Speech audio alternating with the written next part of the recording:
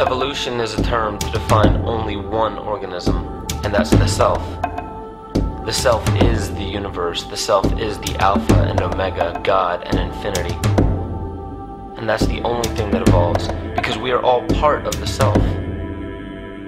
Nothing goes through an evolutionary process alone, or without direct benefit to the whole. So when you begin to think that there's this controlling elite, this controlling hand behind the curtains leading the planet to destruction, when you think the end is near, the apocalypse, Armageddon, and when you think we as a species are doomed, it is not they, it is you that brought this about. And for a very good reason. You are evolving. Stop blaming everybody and everything else. Quit panicking about global tyranny and natural disaster and pay attention. Because the world is telling you something, is telling you exactly what is wrong with you and how to fix it.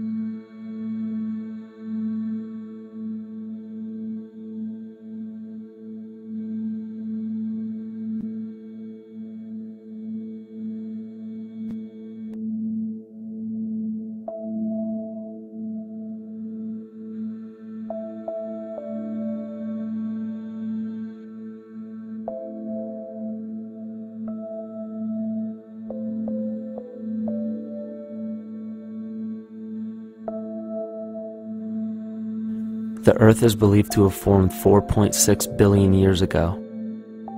Within the first 150 million years, it began cooling and releasing gases from the lithosphere, which created the earliest forms of the Earth's atmosphere.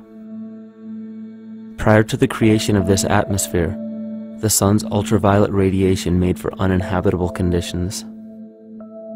But as the Earth cooled further, water condensed in the atmosphere and oxygen accumulated, making way for organic compounds. This spawned single-celled organisms and then plant life. And down through time, the evolutionary chain continued. And then we arrive at a species that does not seem to fit as well as the rest. Homo sapiens' gestation period of 9 months mimics the 3.8 billion year evolution of all life on Earth. The human embryo repeats the evolution of all species. When the sperm and egg unite, this new creation is a single-celled organism. Within hours, this single cell divides and multiplies more rapidly than any other species. 4 weeks later, the embryo begins to develop gills mimicking aquatic life. A few weeks later, it develops lungs and a tail with reptilian appearance. From there, a mammal is recognizable, and then onto a primate form. It then sheds its laguna, which is the embryonic fur, and at last shows the characteristics of a human child. The human body is a community of approximately 50 trillion cells.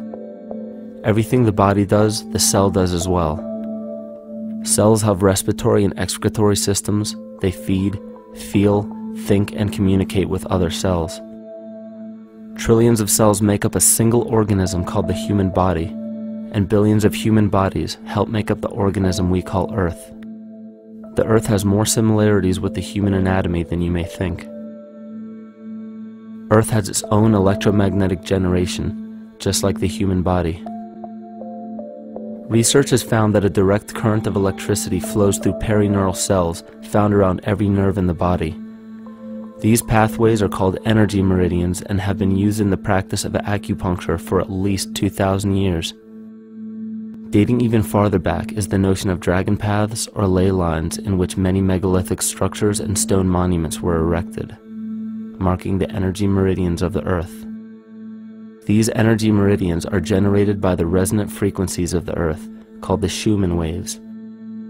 Each planetary body has its own resonant frequencies and is determined by the circumference and diameter as well as the speed of orbit and rotation. The Earth's resonant frequency starts at 7.83 Hz and ends with the 7th harmonic at 43.2 Hz, correlating with the 7 chakras. Ultimately, the greatest discovery of our Earth is its consciousness. A visible attribute of consciousness is an energetic field that governs the shaping of organisms. Morphogenesis is a scientific term to explain this very shaping of tissues, organs, and entire organisms. Consciousness is the creative force of the entire universe. It has been given many names such as God, Yahweh, Krishna, nature, the field, and divinity. The entire universe is in fact a single living, conscious organism with complete awareness of itself. The reason why it may seem difficult to comprehend this is because our understanding is typically limited by our language. When we hear the term conscious organism, we tend to anthropomorphize its definition. By giving it human qualities, we mistakenly look past what an organism truly is in the first place. The definition of an organism is any living thing capable of response to stimuli, reproduction, growth and development, and maintenance of homeostasis as a stable whole. Our universe does all of these things. The consciousness of our universe is responsible for the form and purpose that all matter assumes. The Earth's resonant frequencies are a result of its form. These frequencies are responsible for biological rhythms, such as menstrual and circadian cycles, as well as behavioral and emotional patterns. The frequencies are then picked up by the flora and fauna, which are biological instruments that respond to the wave patterns. The wave patterns resonate in the cranial structure of our head and converge in the center of our brain, which is where we find the pineal gland. The pineal gland is believed in many cultures to be the spiritual third eye responsible for intuition. Descartes called it the seat of the soul where mind and body meet.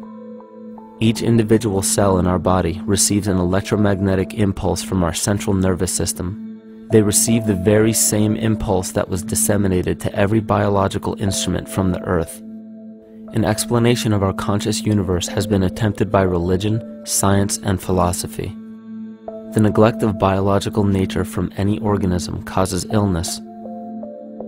A divorce from nature, exile from Eden, confounding of tongues, they are all symptoms not of a biblical God or deity, but the true self.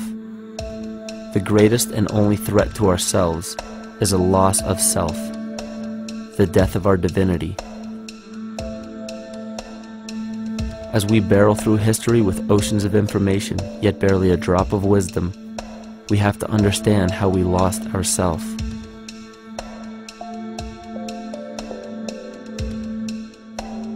In sacred texts and ancient scriptures left by our ancestors, we find an incredible link between stories of creation, a great flood, the war of the gods, the Messiah dying for the sins of man, end-time prophecies, and similar characters. These correlations show up in myths from cultures that supposedly had no contact with one another due to distance in geography and time. The common thread we find that connects all of mythology has its roots in the stars. One of the most revealing accounts is the battle of the gods in heaven and the ensuing flood. In the Bible, Lucifer rivaled the Lord and was defeated and cast down to earth. In the creation myth of the Enuma Elish, we find a similar story of Tiamat being defeated by Marduk and cast down to the abyss of Apsu. In chaos, Tiamat, the mother of them both, Apsu and Tiamat's waters were mingled together, meaning that the chaotic waters of Tiamat were somehow mixed with the sweet waters of Apsu. Apsu was the Sumero-Akkadian god of the abyss beneath the earth. Tiamat, also known as Lucifer, was known as a serpent or dragon and was defeated by Marduk. Marduk was the father of Nebo or Mercury, and Mercury is the same mythological character as the Zoroastrian Mithra, the Egyptian Hermes Anubis, and the Gnostic Hermes Christos. The most recent version of Mercury, however, is the Archangel Michael in the Bible, who defeated Lucifer and sent him to the abyss of the earth, or hell. This story is steeped in astrological significance in the Bible and in many other ancient scriptures. This leads to an event in history that is recorded by many researchers regarding the cosmic upheaval and historic deluge.